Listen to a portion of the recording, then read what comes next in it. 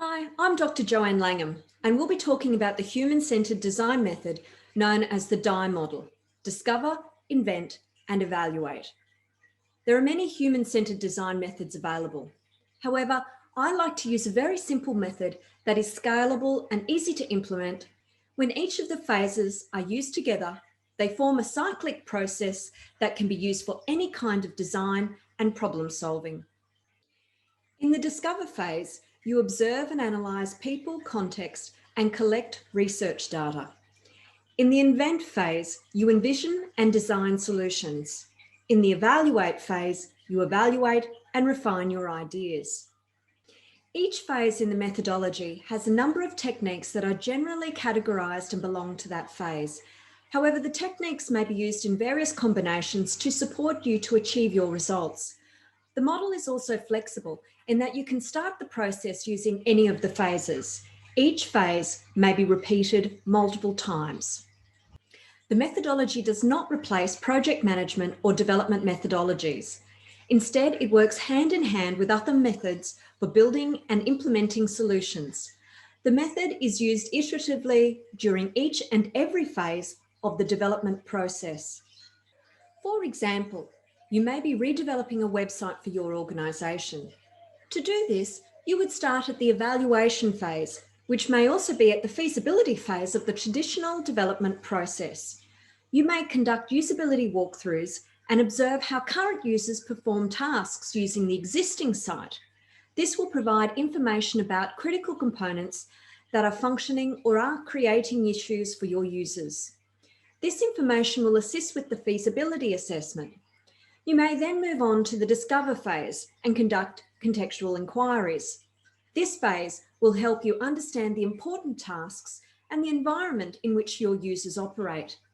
Moving into the traditional design phase for the development process, you may cycle through the DIE method multiple times, building and testing prototypes at different levels of sophistication before moving into development, where further DIE techniques are used to improve and refine the higher tech versions of your website. You may continue this through function testing and into implementation, using the techniques to improve not only on the website, but on other interconnecting products. This process may also be used across the service design or higher level design processes, where testing connected components and prototyping the dependent systems also becomes important. This is just a very simple example.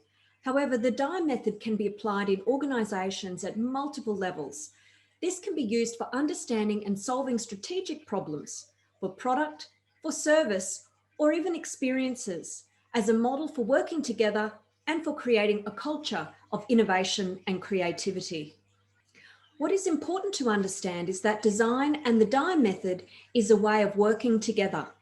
Design relies on the use of groups and collaboration.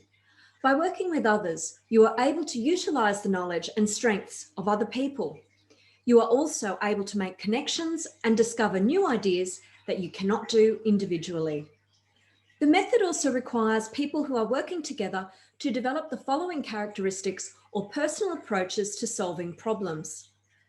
Firstly, learn from failure. Iterate early and often.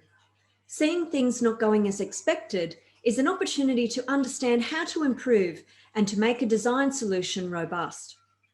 Experiment. Make your idea visible. Through experimentation and prototyping, you are sharing your ideas with others, which also means that they can add value and help you explore issues and potential fail points. Experiment. Make your idea visible. Through experimentation and prototyping, you are sharing your ideas with others, which also means that they can add value and help you explore issues and potential fail points. Have confidence in being creative. Creativity requires developing ideas and mixing things together that may seem illogical or crazy. Embrace the crazy. It is through crazy that new and fresh ideas emerge. Empathy. Understanding how others experience and understand the world and the content for what you are developing will give you real insights into how to improve your design. Embrace ambiguity. The design process requires oscillating between divergent and convergent approaches. It is not a clear and clean step-by-step process, but by following the method, new and unusual ideas will appear. Be optimistic. This process will always give you something better than not doing the process at all. Remember, most importantly, that creativity comes from play, psychological safety, and positive effect.